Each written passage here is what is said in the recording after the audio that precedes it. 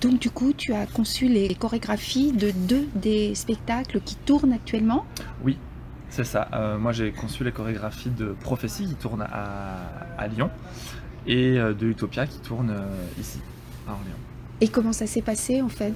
Tu connaissais déjà l'équipe? Comment t'es arrivé dans le projet? Moi j'étais déjà au Voulez-vous depuis 2013, septembre 2013 je suis arrivé et j'étais danseur au début, j'étais même apprenti encore comme certains artistes qu'on a cette année.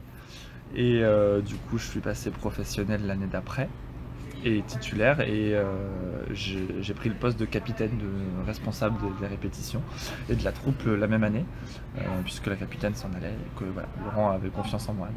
Donc, voilà, c'était un gros challenge. En fait, au Voulez-vous, on est professionnel, mais en même temps on travaille à la confiance. Ouais, complètement. C'est la marque de fabrique, je dirais, parce que Laurent donne sa confiance à des jeunes artistes qui ont l'envie de faire leurs preuves et lui a envie qu'ils les fassent ici.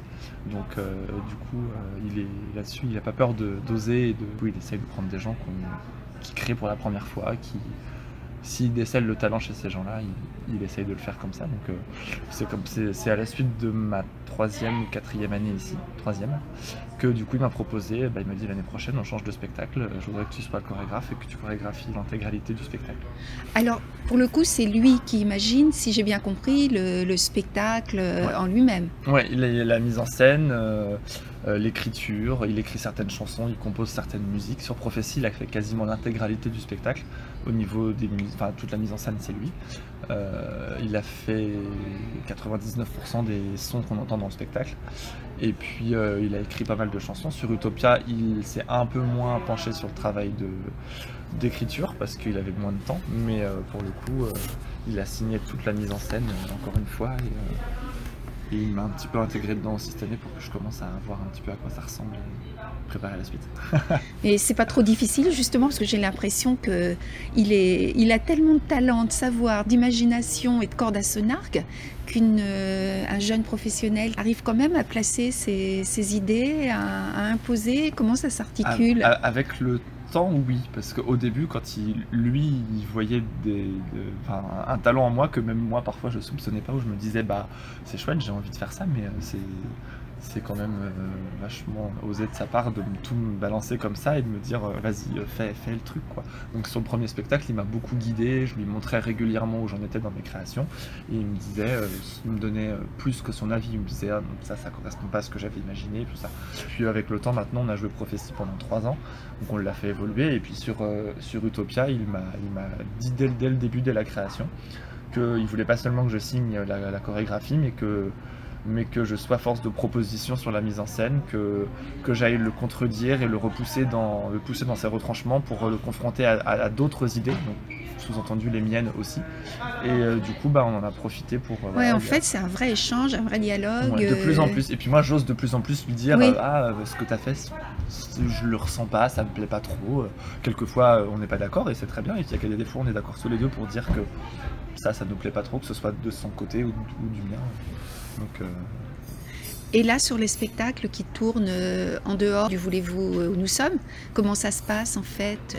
Vous allez de temps en temps, parce que là j'ai vu qu'il y avait une répétition, tout est recalé, réorchestré, il y a des petites mises au point qui sont faites. Ouais, du coup en fait il y a un capitaine là-bas aussi. Il y a un autre capitaine. Il y a un capitaine qui du coup gère les spectacles, gère la répétition et les danseurs des spectacles qui sont au Voulez-vous Grand Lyon. Et donc du coup, moi je suis allé avec Laurent leur apprendre le spectacle cet été, y compris au capitaine, qui pour l'instant, comme on est encore en début d'année, il en est à peu près au même stade que les autres danseurs, donc il a découvert le spectacle et il est traité au départ comme un danseur comme les autres, si ce n'est que lui doit avoir l'œil en plus, parce que dès que nous on s'en va, c'est lui qui doit avoir l'œil pour corriger ses camarades. Je gère à distance la coordination là-bas, moi je l'appelle Chris, le capitaine de là-bas régulièrement, pour lui demander comment ça se passe. Il m'envoie les vidéos, parce qu'on filme, que ce soit là-bas ou ici, tous nos spectacles, pour pouvoir se regarder et corriger. Et du coup, je l'appelle régulièrement et on fait des points, il m'envoie des vidéos, moi je lui refais une correction en plus de la sienne, parce que pour l'instant j'ai encore un degré de lecture de leur spectacle qui est plus approfondi.